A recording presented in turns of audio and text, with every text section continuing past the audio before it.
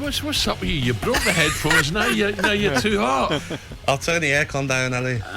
He's unbelievable. So what do you make of this then? So Stephen, I think Mings went off the boil a wee bit last year, and I think Stephen's trying to give him every chance here, but he obviously thinks McGinn in that central midfield, busy little player.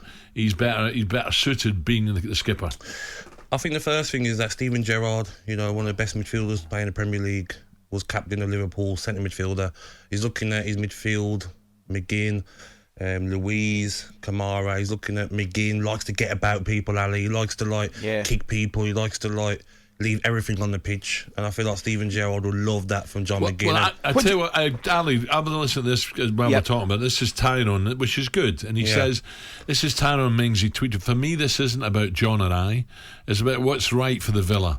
I have no issues with the manager's decision. I've loved leading this team. Anyone who knows John McGinn knows how infectious he is, and it'd be an honour to play underneath his captaincy." That's the way. It's a brilliant quote. Yeah.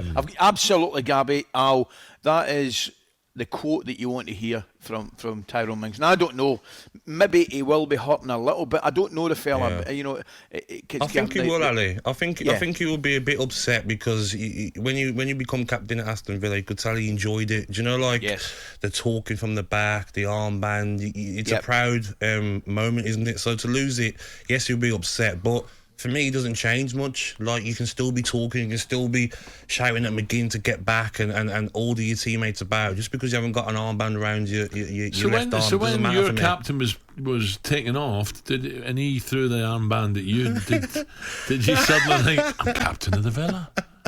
You know what? I actually enjoyed it. To be fair, I enjoyed it. But when I got it taken off me by Paul Lambert when he come into Villa, I didn't mind not having it. You didn't like him, did you? No, I didn't mind Paul Lambert. We got on after the first. After a few beers, a few weeks ago, you told me. You told me he was all right, to be fair. But Ali, as a striker, I felt like I didn't mind being captain, but I wasn't too fussed about it. I wanted to try and score goals, create goals. 3 a season.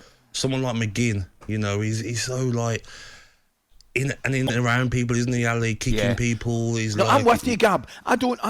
We were having a discussion earlier on. I think it was maybe you and I, maybe a couple of weeks ago, the captaincy about Man United, and people were saying potentially De Gea when they were maybe thinking about taking off Harry Maguire. And I'm not for that. And I'm actually not really for forwards being captain as well. I quite like my captain's defence and middle of the field, to be brutally honest with you. And it's just a personal thing, guys. Who's the best captain you played under?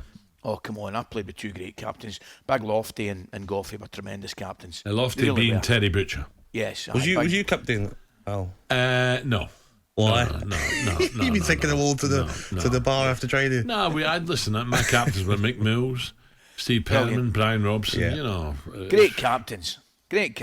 Yeah. Trevor Peake at Coventry, I think he was captain there. And little things, Ali, when I was captain, it was the players needed something to Gabby, get in that office now to the manager, and you're Gaffer, they've sent me in here again. And I remember asking Paul Lambert for at the start for some.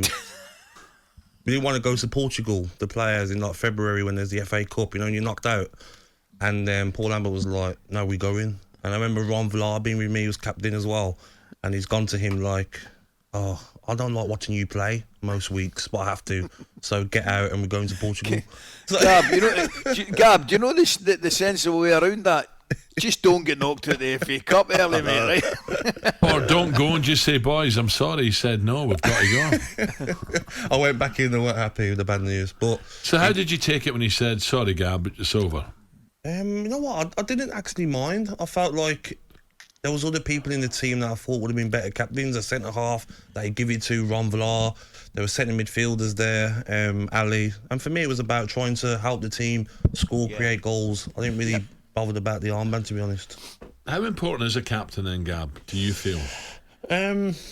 Surely all on the pitch, everyone's a captain. Someone's having a hard time. You can G them up and without even being just captain. because you're captain, sometimes people see it as captains some power that you still can't get hammered by your own teammates. If you're not doing it, you're not tracking back, or you're not helping your teammate out. Just because you're captain, other players can still get at you.